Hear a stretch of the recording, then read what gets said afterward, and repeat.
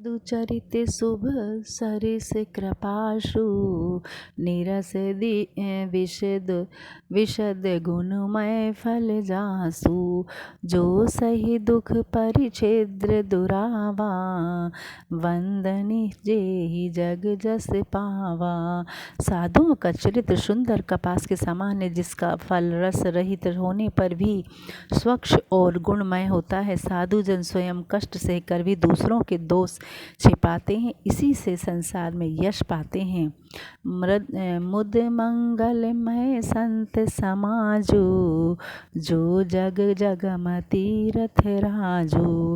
राम भक्ति जय सुर सरिधारा सरसई ब्रह्म विचार प्रचारा।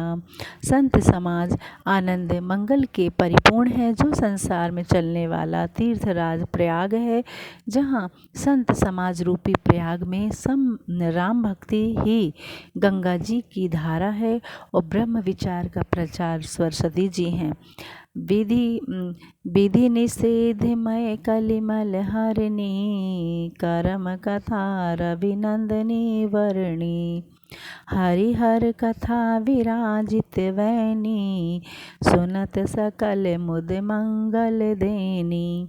विधि तथा निषेध रूपी जो कर्म कांड की कथा है, सोई कलिकाल के पापों को हरने वाली सूर्य पुत्री यमुना जी हैं। भगवान विष्णु और शिव जी की कथा मिलकर सुशोभित त्रिवेणी है, जो सुनते ही आनंद मंगल को देने वाली हैं। बटु विश्वास अचल निज धर्मा तीरथ राज समाज सुख कर्मा। सुकर्मा शवहि सुलभ सब दिन सब देसा सेवत सादर समन कलेशा। धर्म में अचल विश्वास अक्षय वट है और सुकर्मी ही तीर्थराज के समाजी हैं। वह संत समाज रूपी प्रयाग सबको सब दिन सब देशों में सुलभ है और आदर पूर्वक सेवन करने से कलेशों को कष्ट नष्ट करने वाला है। अखत अलौकिक तीरथ राउ देह संग फल प्रगट प्रभाऊ। यह तीर्थ अखतनीय और अलौकिक है, वह तुरंत फल देता है और इसका प्रभाव जगत में प्रत्यक्ष है। दोहा है, सुनि समझाई जन मुदित मन रामा मन जहि अति अनुराग सिया रामा। लहे ही चारि फल अक्षत तनु रामा साधु समाज प्रयाग सिया रामा। इसके बाद हमें ये लगाते हैं कड़ी। मंगल भवन अमंगल हारी द्रवहु सुदशरथ अजर बिहारी। महावीर बिन बहु हनुमाना राम जास जस आप बखाना। जो लोग इससे प्रसन्न चित्त हो बड़ी प्रीति से उसके उपदेश सुनकर मनन करते हैं और उसमें मग्न हो जाते हैं, वे इस शरीर के रहते हुए भी चारों फलों को पा जाते हैं। मंजन फल मौखिक तत्काला काक होई पिकवा कौवा मराला। सुनी आचरज करे जनि कोई संत संगति महिमा नहीं होई। इस तीर्थराज में स्नान का फल तुरंत देखने पर आता है। वे कौवा कोयल और बगुला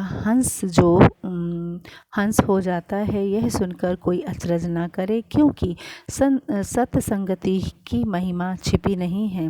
वाल्मीकि नारद घट जोनी निज निज मुख ना कही निज होनी। जल चर थल चर नभ चर नाना जे जड़ चेतन जीव जहाना। वाल्मीकि जी, नारद जी और अगस्त्य जी ने अपने अपने मुखों से अपना अपना जीवन वृत्तांत कहा। जलचर थलचर और नभचर अनेक प्रकार के जड़ के चेतन जीव जगत में हैं। मति कीरति गति भूति भलाई जब जहि जतन जहाँ जहि पाई। सो जानब सतसंग प्रभाऊ लोकहु वेद न आन उपाऊ। बुद्धि यश मोक्ष ऐश्वर्य भलाई जब जिस उपाय से जहाँ जिसने पाई है, सो सब सत्संग का प्रभाव जानो। लोक और वेद में भी इससे बढ़कर दूसरा उपाय नहीं है। बिन सत्य संग विवेक न होई, राम कृपा बिनु सुलभ न सोई। सत्संगति मुद मंगल मूला, सोई फल सिद्धि सब साधन फूला। बिना सत्संग के ज्ञान नहीं होता है, और यह सत्संग श्री राम जी की कृपा से बिना मिलना सहज नहीं है। सत्संगति आनंद मंगल की जड़ है, सिद्धि उसका फल है, और सब साधन तो उसके फूल हैं। सठ सुधर ही सतसंगति पाई, पारस पर सुधात सुहाई।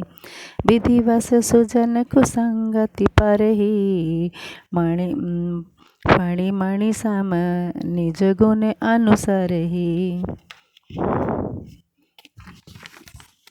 दुष्ट भी अच्छी संगति से सुधर जाते हैं। जैसे पारस को छूकर लोहा कंचन हो जाता है। देव योग से ये यदि सज्जन कुसंगति में पड़ जाते हैं तो सर्प की मणि के समान अपने गुणों के अनुसार ही रहते हैं। पढ़ रही हूँ, सो मैं संस्कृत और हिंदी अनुवाद भी कर रही हूँ। बस मेरा पढ़ने का सिद्धांत यही है कि आप लोग रामायण को ध्यान से सुनें और समझें कि हमारी रामायण में क्या लिखा है, भगवान राम ने क्या क्या लीलाएं की हैं।